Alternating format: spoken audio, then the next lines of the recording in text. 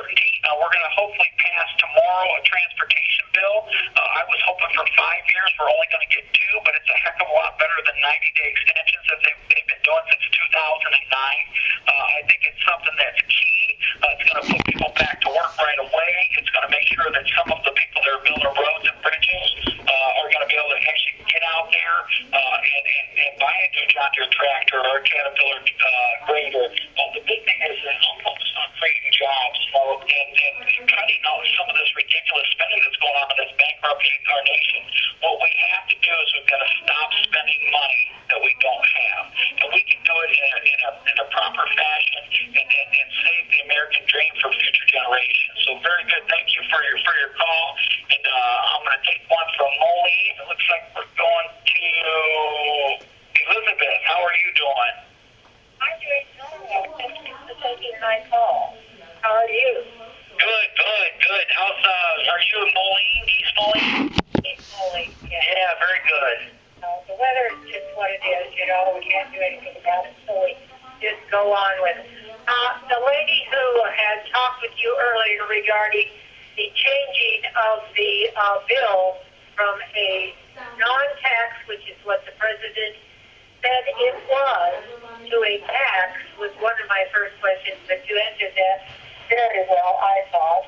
Also, I agree with you in the fact that the Constitution does not make a job with the Senate or the House a lifetime proposition. And the next question I really have now is, what has happened to Keystone?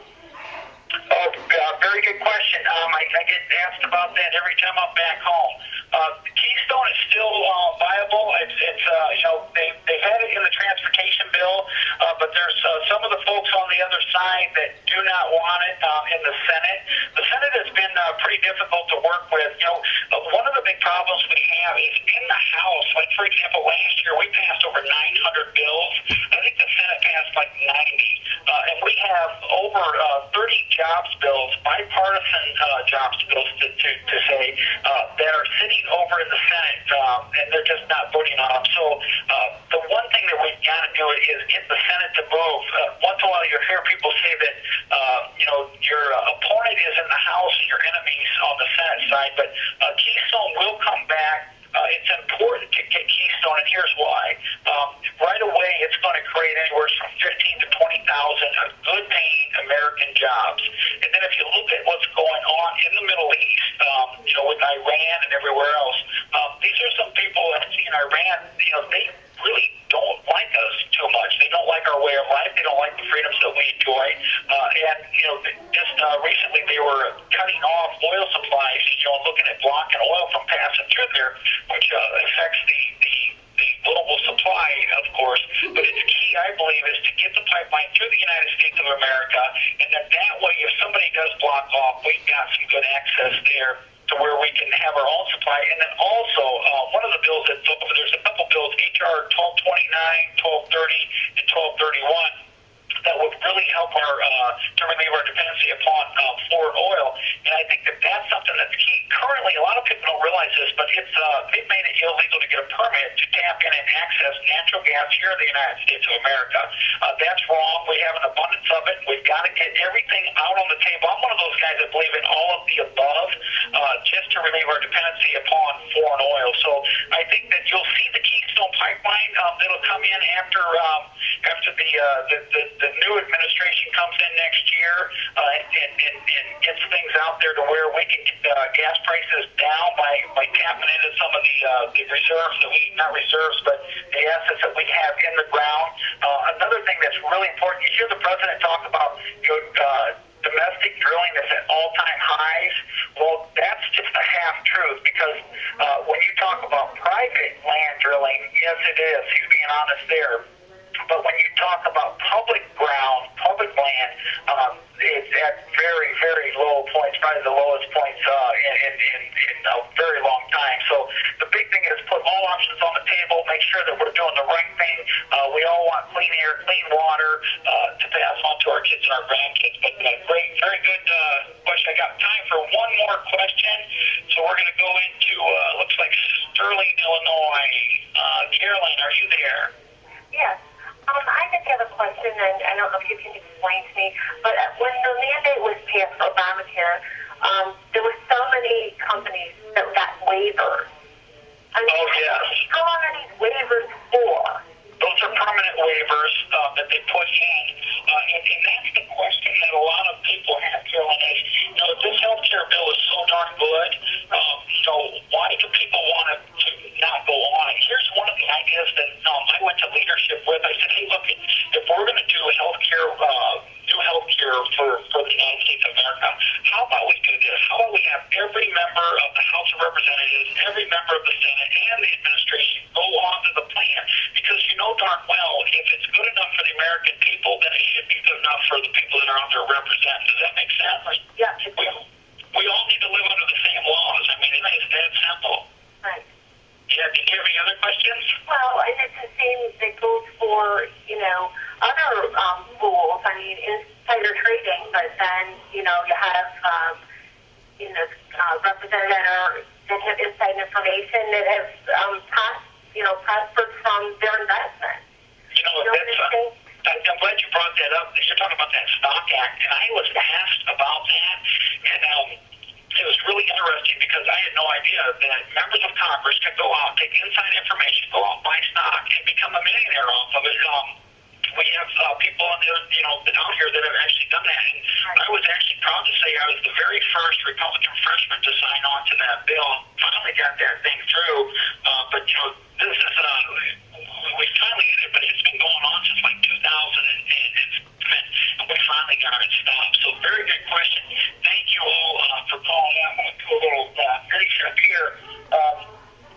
Folks, first what I want to say is thank you very much for taking the call today. It's truly an honor to serve you. I was born and raised in the west end of Rock Island, and my wife, Christy, and I, we've been blessed with 10 beautiful children and 2 grandchildren. And it's funny when I tell people we have 10 kids, they're like, well, wow, that's quite a few. But, God has just really, truly blessed us. I know that everyone on this call wants a better future for their family. And as a citizen and a small business owner who's created jobs, I was frustrated with the lack of common sense coming from Washington, D.C. Slowly but surely, we're changing the way that they do business out here in Washington, D.C. We've changed the conversation from how much can Washington spend to how much can Washington save. We've cut our own budgets, as I was stating earlier, by almost 12%, and passed legislation that prevents members of Congress from profiting from insider information, just like what we talked about on that last call. And now the Supreme Court has handed down its decision. It's time to head home and hear what the folks think. I'll be traveling around the Illinois 17th next week, and I'm excited really to be able to get out there. I love going back home because I believe the real people are in the district. I come home every weekend. I work for you, and I'm an advocate for you. I'll bring your voice to Washington, D.C., and I'll never forget who I work for. It's my job to deliver to Washington, D.C. your voices and concerns of everyone in the Illinois 17th district. I know that folks are frustrated and concerned, but I do believe that our country's best days are still to come. It's just like the greatest generation. I love talking about those folks because they're truly heroes. They were called upon at one time to get our country through 2 wars, a depression. Our generation is just being called to rise and face these challenges that America has. We're still the greatest country. They have the greatest potential of any country in existence. So the career politicians have they put us in a hole. But I, along with 86 other brand new freshmen here in Washington, D.C., are working to bring real change to Washington. So I just want to thank each and every one of you for taking time. It's truly an honor and a privilege to serve you. And if you didn't get a chance to ask a question, you can remain on the line. Also, I want to let you know that we do have 4 offices. We've got a Moline, Galesburg, Rock Falls, and Canton, and they're staffed with people there that are ready to serve you. So whether it's an issue of Social Security or veterans claim that hasn't been handled properly, we want to help you in any way we can. If it's important to you, it's important to me.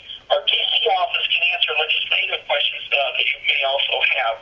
If you're planning on visiting our nation's capital, our office will be happy to arrange tours for you or your family. And I love it when folks from back home come out and I get to see, as I call it, the real people. So our Washington, D.C. office number is 202-225-5600. Again, thank you for participating today. You asked me some really good questions. I hope this was worth a while for y'all. This is what democracy is all about, and I certainly appreciate your time. I'm humbled to have the opportunity to represent you in Washington. And whether you're a Republican, Democrat, Libertarian, Independent, putting America back to work is really a red, white, and blue issue. So God bless each and every one of you. I hope you have a great 4th of July, and thanks for taking time with me today. Bye-bye. Well, I hope that was educational. Yeah, I've got like the last 30 minutes or so recorded here, so. Oh, great. Way to go, man. I'm sorry I had to laugh. He's never heard of Marbury versus Madison. Yeah. But, gosh, he's just so